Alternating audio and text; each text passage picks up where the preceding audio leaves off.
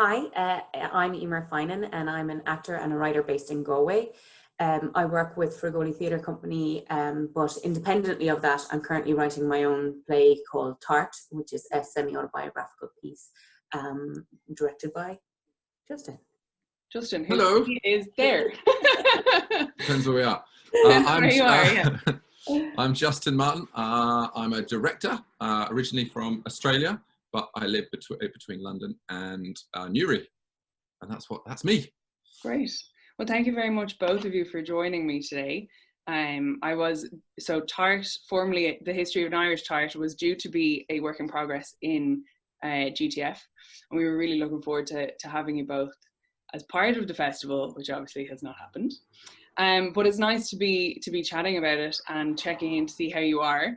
But first of all, I would like to know how the two of you, Galway, Newry / London / Australia, managed to become working partners. Oh God, I'm not sure if I can remember the year. 2014? Question mark. I think. Something like that. Something like that. I was Eimear Theatre Company were putting together Low Level Panic, and which is also ended up being the Galway Theatre Festival. And Sarah O'Toole asked me to audition, so I went in. And at that point, I was quitting. I was not acting ever again. Ever again, yeah. And then I googled Justin, and I went, "Oh, I might give this one a shot." And I went along, and there's a couple of times in my life where I have been fairly down or suffering from depression or whatever you want to call it. But I was down at that time, and I walked into the interview into the audition, and it was the most fun I'd had in a long time. And the part involved a nude scene, and Justin said, "Are you willing to do that?" And I was like, "Hell yeah," because I do crazy things when I'm not feeling so good. So then I committed to it, and it was one of the best acting decisions I've ever made. Great. Yeah. We met, but we should. Sarah O'Toole's really who introduced us. Yeah. And Sarah, I went to university in England with Sarah, who obviously I'm sure people listening know or are aware of, but she's a brilliant actress, director, teacher. I think she does everything, writer. And she and I wanted to do a show together. And so we went over there and we picked this show, and then Eimear walked in the door and we went, that's who we want. So, and Sarah was also in it, and Eimear Martin. And we've been talking about things ever since, really. We've been trying to work out what the next conversation we want to have. And you go through iterations of things. We did a development a couple of years ago at the Galway Theatre Festival at the Mick Theatre. And just sort of, we're trying to find what our next conversation is. And then Eimear came with the provocation of this play. Which leads us nicely into the play. So maybe Eimear, if you'd like to give us kind of a background to it and what it is and where you're hoping it'll go. And funnily enough, it all starts around the same time as when we were doing Low Level Panic. So as I said, there was two very specific times in my life where I was very down. And the first time, it turns out that when I'm not feeling so good, I tend to lock myself away with a computer and write something. Okay. So the first time I wrote a book, or the first 8 chapters of a book, and it was an autobiographical piece called The History of an Irish Tart. And it was about my journey from, my journey to the point where I ended up, which was the first time I was heartbroken. And then I moved on with my life, and things happened, and Low Level Panic happened, and I ended up, personally things got really good as well. And the book just got shut away. And then I had my second baby, and I went through another period of feeling quite low. And I went, I'll just take out the book. And I transferred the book into a play script, basically. Or at least I've started that part. And messaged Justin and said, maybe this is the thing that we've been looking for. It's worth contextualizing all this. Eimear has the ability to talk about her sexual exploits in great detail. And so during the process of Low Level Panic, we would all go for a beer, and she would regale us about the tales of various people, all of whom she had nicknames for, which were endlessly hysterical. And they naturally felt like they had a performative theatrical element to it, because that is who Eimear is. But they were sort of brilliant. And so when she said she wanted to write this book, it was the one thing that we were all like, well, at some point we have to read that. But in the process, I suppose, of where you're in life, actually, and of writing, you found a reason to do it. And that reason has given a motivation behind it. So it feels like it's not just a tale of sexual exploits, but it's a tale of something much more of what it is to be a woman, I suppose, within the context of Galway, but in the context of the world today. And what it means to be a woman, you know, so I suffer from a bit, I suffer from two types of guilt, really. I suffer from a feminist guilt, and I suffer from a survivor's guilt. Okay. And this comes in and out also. And what I mean when I say that is I became very happy in a domestic life, and very happy kind of, you know, cooking dinner and taking care of my house and taking care of my kids and making my husband's lunch for work as he goes off and all that kind of jazz. And I felt guilty that I had led this kind of crazy life up until that point where I did whatever I wanted and I was, you know, woman, hear me roar, and I was no longer that woman. And I had this kind of guilt to that, like maybe I was letting people down by not, I don't know, sleeping with whoever I wanted to sleep with. I don't know what I was thinking. And then the survivor's guilt is the fact that I had this crazy life and I came out of it disease-free, as I say, and I came out of it unscathed and unattacked and unjudged and all those things, which should be the norm. Mm-hmm. That's how life should be. You should live it the way you want and not fear the judgment or fear attack or anything like that. But I still have this guilt and I don't know where it's coming from.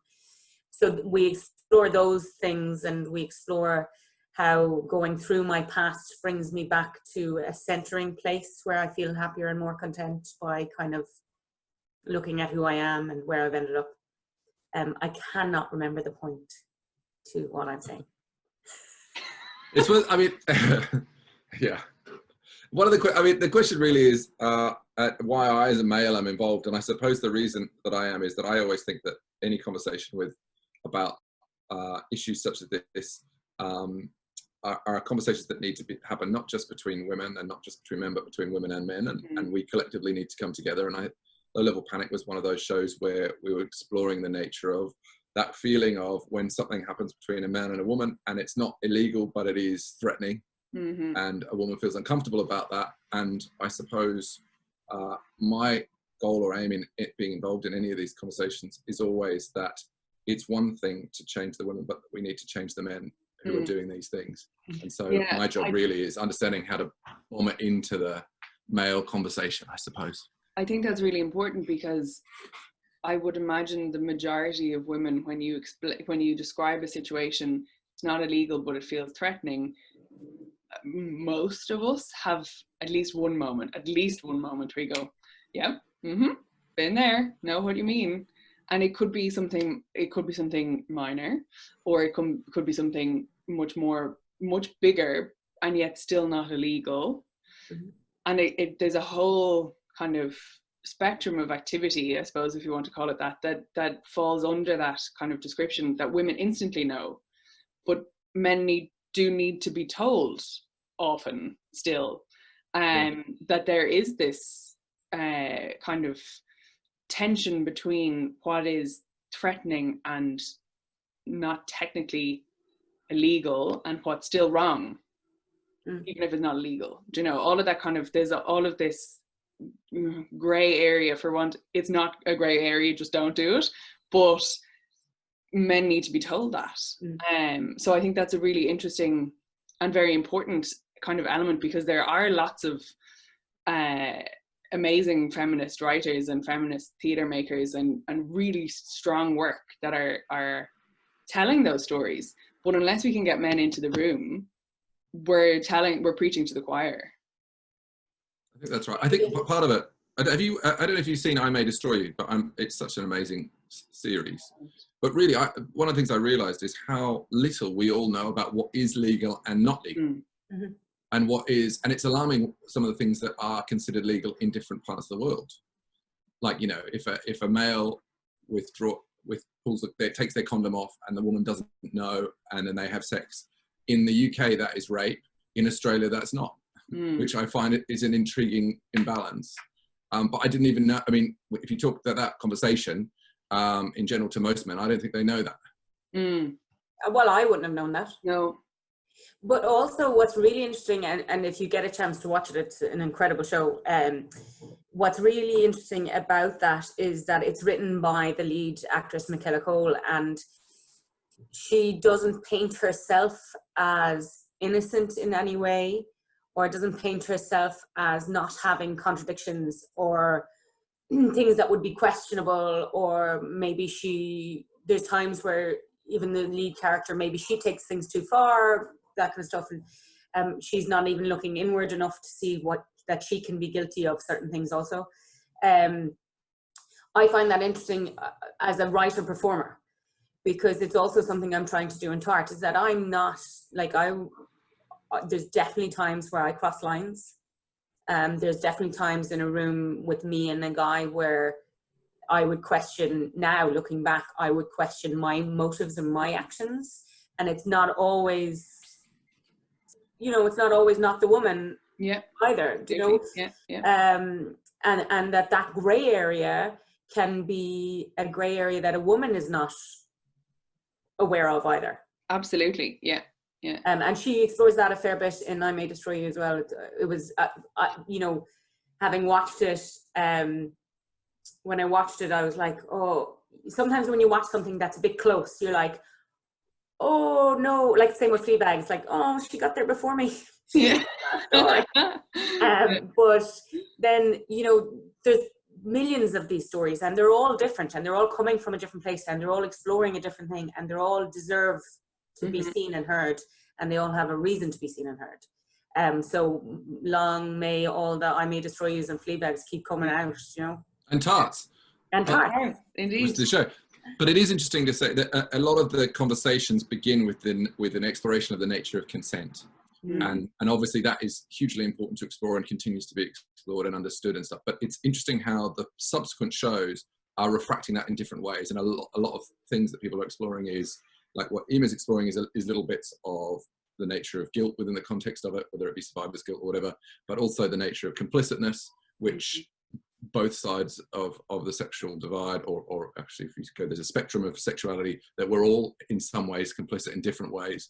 And that feels like such an interesting thing to explore, because it's very human, and I think through that conversation hopefully we can make a better world. I know that's probably altruistic, not too big a goal for one play, but I think, change the world.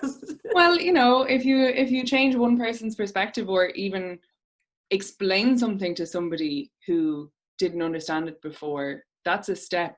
That's a big step in the right direction. One person's perspective or understanding can have a ripple effect, even for a play in Galway or a play in Newry or wherever it happens to go, so I think it is possible.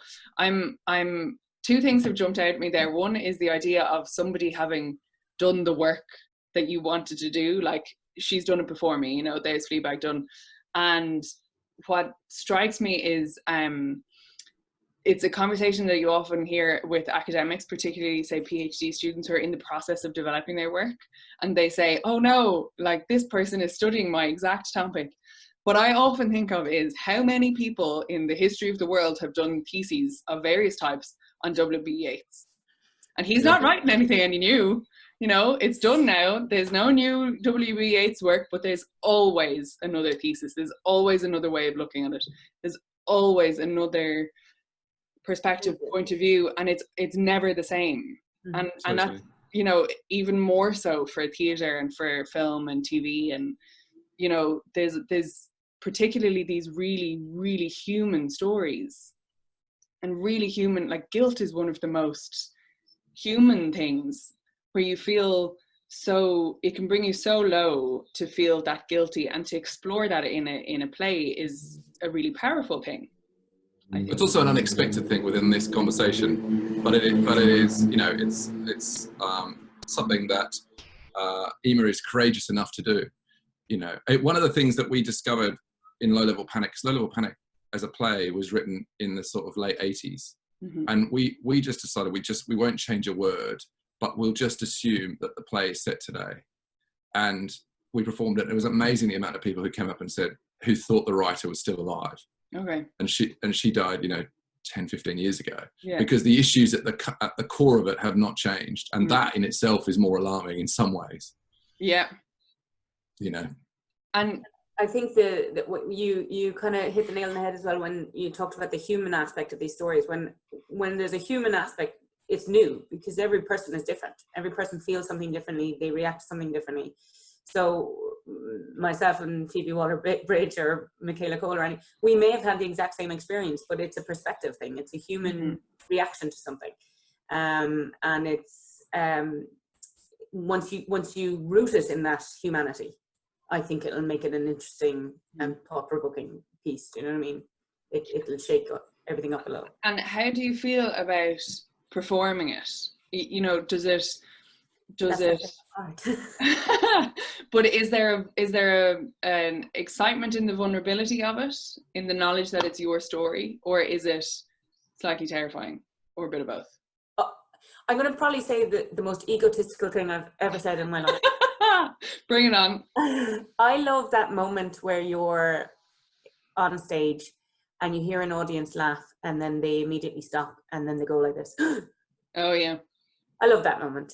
I love being the giver of that moment. I love striving for that moment. And what I'm finding now, I haven't got to the point of performing it yet, but what I'm finding while I'm writing it, knowing how I act is kind of helping me. It's like writing for an actor you know really, really well. And it's just kind of giving me that extra edge. Now, then I'll say, Justin, please rein me in because I've gone crazy. So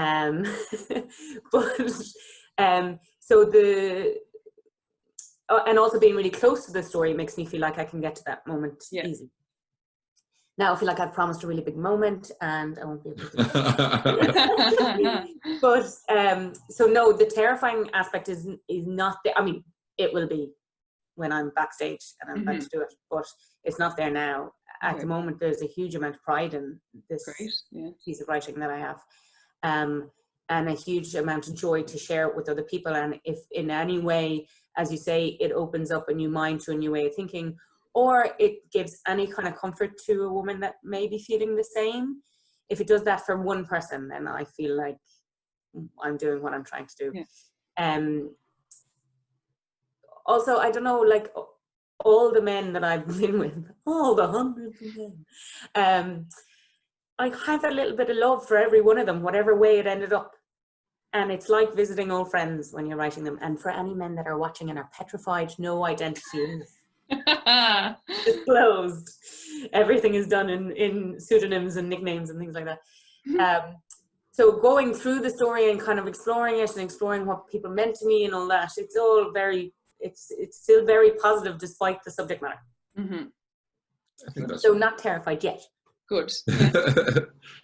Yeah, one of the things that attracted me to it originally is and I think it's to Eimear in general, is that there is an honesty to her and her ability. What I'm interested in saying is the little work that we did at Micklally was all about the nature of what it is to be an actor and an actor valuing themselves based on the money they can or can't make. And it was interesting working with a series of actors from Galway, because I think Galway is full of hugely talented people who have not yet reach the potential that they have, because there are not necessarily those people out there who are looking for them. As I mean, I'm learning, but it might be different now, but obviously so many of my friends from Galway were saying they have to go to Dublin in order to get a job back in Galway. But the honesty of people talking about what it is to be an actor in that city felt so moving. And so I'm always looking for that sense of, I suppose, an honest interaction with an audience, and Eimear sort of provides that as well with this show. And what's the experience, Justin, of reining Eimear in when she does get onto you and say, I've gone for it now, what do I do? Normally it's go a little further. Great, yeah. Normally, no, I mean, mostly a lot of what I'm really doing is about structure and just giving provocations or ideas of how to. I mean, ultimately, she's got what she wants to say, and my job is not necessarily to change what she wants to say, but to find a way to make it clear what she wants to say. And so a lot of the reining, if it's any reining in, it's more going what is needed in order to make what you're bringing across clear. Yeah. Good. Is Well, that fair enough? Eimear? I don't know. Yeah. Well, I was actually thinking more about when we're in the rehearsal space and I'm like, what if I'm naked and I put my ankle, and you're like, Eimear. Those moments is what I was thinking. What if I'm upside down and in a harness? And so this is what we Those can are not the expect in questions. your residency in November. Is that what you're looking forward to? Yeah.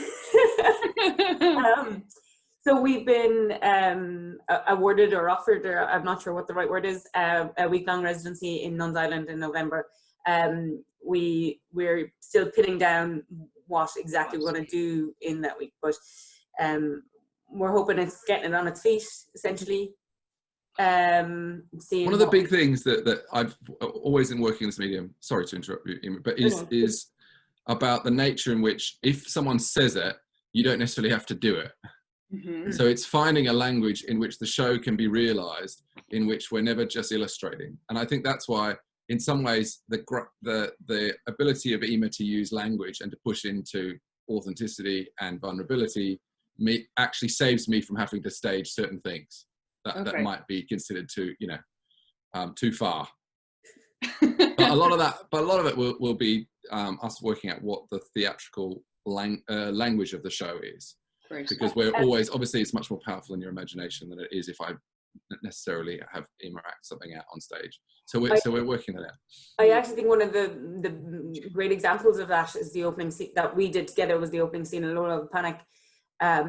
Because in that scene, my character is in a bath and is joined by a housemate, and they are chatting.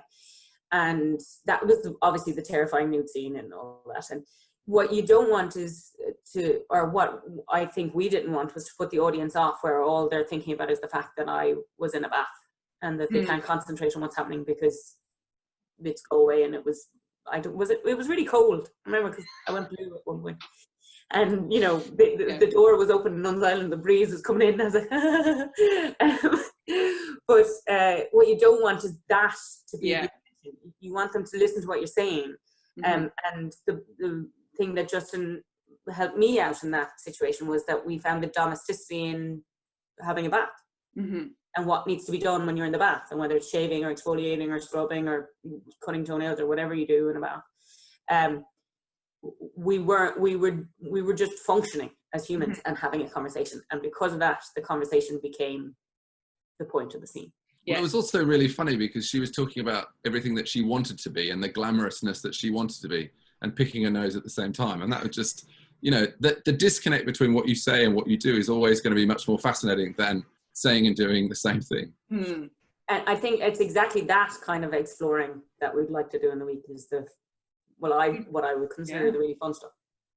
Yeah, and it sounds really exciting.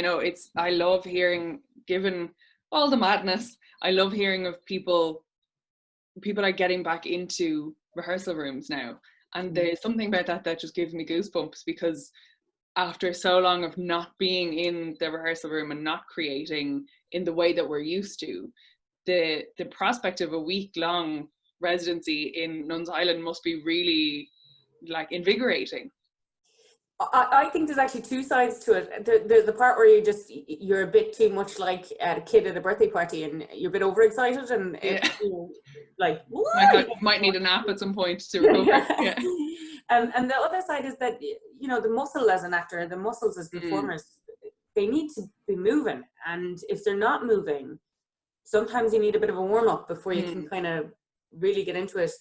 I was lucky enough in 2020 to work with Frigoli Theatre Company, and we had a residency at Roscommon Arts Centre, which we kept, and we did a lot of rehearsals on Zoom. And Zoom, it's although it's an incredibly hard place to rehearse, and it's not the same vibe, and you don't get the same energy you do off person. Just by reading little scripts or by messing around with each other or coming up with ideas, you kept some of that muscle going. Great. And I think that will help me personally a lot when I can kind of delve into the getting back into it. We're missing your festival though. We wish that was happening. Oh, stop. I know. Yeah. I mean, we've been lucky enough. I mean, I've worked in it twice before, and this was going to be the third, and it's so much fun, and it's a great group of people, and the support of the community around it is awesome. Yeah. It is, yeah. And sometimes, you know, I forget. And then this year I was reminded because I didn't have it, you know, that you can kind of get used to how special that connection is. And I think Galway artists are amazing for not simply making really good work, but also supporting each other in the making of anything that they're doing. And there's a real kind of collective nature to it all. So that really, I think it bursts out in moments like GTF, when you can just see it, it's kind of writ large over the city. So yes, we miss it, but you know, we're working away. Plans are afoot. There's no